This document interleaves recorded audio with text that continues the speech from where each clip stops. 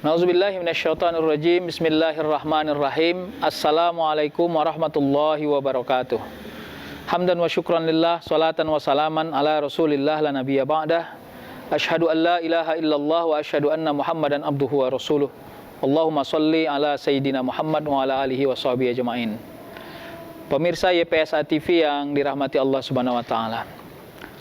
Kita berdoa semoga Allah selalu memberi perlindungan kepada kehidupan kita. Diberi Allah keampunan atas semua dosa-dosa kita, dan sisa umur yang kita miliki ini insya Allah menjadi amal soleh yang berterima di sisi Allah Subhanahu wa taala. Salawat dan salam kita hadiahkan kepada Rasulullah sallallahu alaihi wasallam. Mudah-mudahan kita tetap istiqomah menjadikan Rasulullah sebagai uswatun hasanah. Salah satu PR kita umat muslim ini adalah membentuk generasi ulul ilmi. Kalau boleh kita sederhanakan, generasi ulul ilmi ini adalah bagaimana dia mampu menembus batas keilmuan, lalu melepas sekat batas paradigma dan dikotomi keilmuan itu, sehingga semua yang dikerjakan, diamalkan, dibelajarkan, diusahakan, tujuannya adalah ridha Allah Subhanahu wa taala. Nah, oleh karenanya ini PR bagi kita bersama, karena di dalam Al-Qur'an Allah menyebut secara generik untuk kita mampu menjaga diri kita dan keluarga kita dari siksa api neraka. Ya ayyuhallazina amanu qu anfusakum wa ahlikum naro. Secara generik ayat ini menyebutkan bahwa berarti harus ada perhatian khusus orang tua kepada anaknya, bukan hanya dalam bidang sandang, pangan, papan, tapi juga dalam bidang sesuatu yang disematkan untuk masa depannya, baik itu pendidikan, pekerjaan, keimanan, dan termasuk karakter kehidupannya di dalam hubungan kemanusiaan. Nah, oleh karenanya ini sulit. Makanya selalu saja kita mengenal ada disebutkan al-adabu fauqal ilmi. Adab itu lebih tinggi kualitasnya daripada ilmu. Sebab apa? Ini bagian dari kritik bahwa tidak semua orang yang memiliki ilmu pengetahuan mampu menerjemahkan ilmu itu dalam kehidupan dan keadaban. Maka generasi ulul ilmi di sini adalah satu konsep yang dikembangkan dalam kehidupan dan pembelajaran, yang di dalamnya melakukan simbiosis ilmu pengetahuan, ilmu terapan, adab, pengetahuan, keimanan, pengamalan dan implementasi, lalu semua itu dibungkus dalam satu nama, namanya generasi ulul ilmi. Maka nanti ke depan anak-anak kita yang kita belajarkan, yang kita sekolahkan, yang kita kuliahkan, bukan hanya sekedar pintar, tapi dia mampu beradab, memiliki sifat dan karakter yang unggul, menyahuti persoalan-persoalan perkembangan bangsa dan dunia ini dengan cukup baik dan cukup apik. Jadi oleh karenanya dikotomi ini yang harus kita sekat. Tidak lagi ada pembedaan, misalnya ada pembelajaran ilmu umum atau ilmu agama, tapi semuanya meramu bahwa ada ilmu yang dipelajari seperti kesannya adalah ilmu umum, tapi sebenarnya dia lahir dari sesuatu yang sudah ditegaskan Allah di dalam Al-Quran.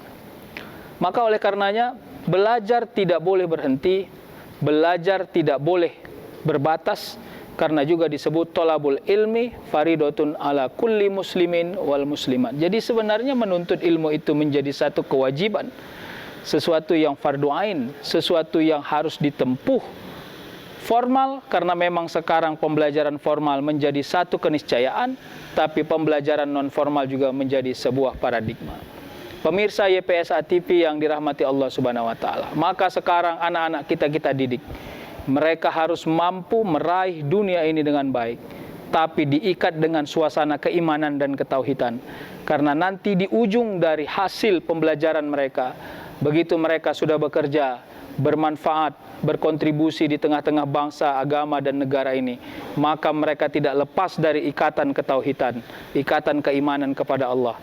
Rasa takut mereka kepada Allah membuat mereka menjadi orang baik.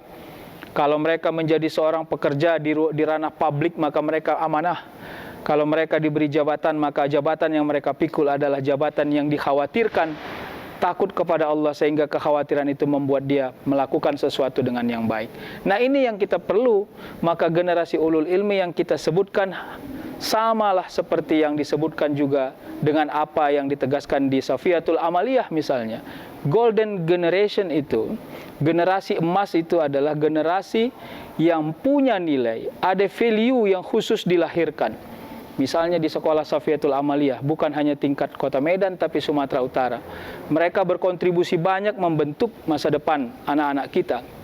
Sehingga akhirnya ini bolehlah menjadi tauladan dan contoh bagi kita untuk bisa melihat apa sebenarnya spesifikasi yang dituju dalam generasi ulul ilmi itu. Yang pertama adalah kehebatan dan kemapanan dalam bidang ilmu penguasaan teknologi, ilmu yang sudah memang dibutuhkan oleh masyarakat dan pasar. Yang kedua, mampu menguasai bahasa, karena bahasa itu ilmu alat yang memang ini mau tidak mau harus dikuasai. Seperti apa yang ditegaskan banyak filosof, kalau Anda mau tahu seberapa banyak ilmu seseorang, tanya saja kepada dirinya seberapa banyak dia menguasai bahasa. Yang ketiga, yang menjadi ikatan dasar adalah penguatan keimanan yang cukup utuh. Maka di sekolah harus mampu guru mengajarkan bagaimana anak mengenal Tuhannya secara tauhid, bagaimana mereka mengerjakan semua perintah yang sudah disyariahkan tanpa meninggalkan sedikit pun. Bukan hanya yang wajib, bahkan yang sunnah pun diajarkan untuk dibiasakan. Lalu hormat menghormati, bagaimana rasa ta'zim antara guru dan murid, antara murid dan guru saling sayang menyayangi, itu juga diterjemahkan. Yang berikutnya adalah ada kepekaan sosial, bicara tentang bagaimana rasa kepedulian terhadap masyarakat, orang-orang yang membutuhkan, sehingga yang berikutnya adalah akselerasi nasional dan internasional. Mampu menguasai kompetisi-kompetisi yang ada baik secara lokal, nasional maupun internasional. Jadi oleh karena itu generasi ulul ilmi, atau mungkin Safiyatul Amaliyah mengatakannya sebagai golden generation, bolehlah menjadi satu cara atau satu catatan penting bagi kita untuk melihat bagaimana membentuk karakter anak-anak kita ke depan menjadi generasi ulul ilmi. Orang-orang yang mampu membentuk anak-anaknya menjadi seseorang yang unggul dalam pendidikan, bukan hanya kepintarannya tapi juga karakternya, adalah orang-orang yang berbahagia, karena salah satu kebahagiaan seorang orang tua manakala dia sudah wafat adalah dia mampu meninggalkan amal jariah dalam bentuk anak yang soleh, ilmu yang bermanfaat, dan sedekah yang jariah. Pemirsa YPSA TV yang dirahmati Allah, mudah-mudahan yang disampaikan ini bermanfaat. Safiyatul Amaliyah sebagai salah satu sekolah yang saat ini sudah cukup berkontribusi sangat baik membangun Sumatera Utara ini, bolehlah menjadi referensi kita untuk menyekolahkan anak-anak kita kemari. Wallahul muwaffiq ila aqwamit thoriq. Wassalamualaikum warahmatullahi wabarakatuh.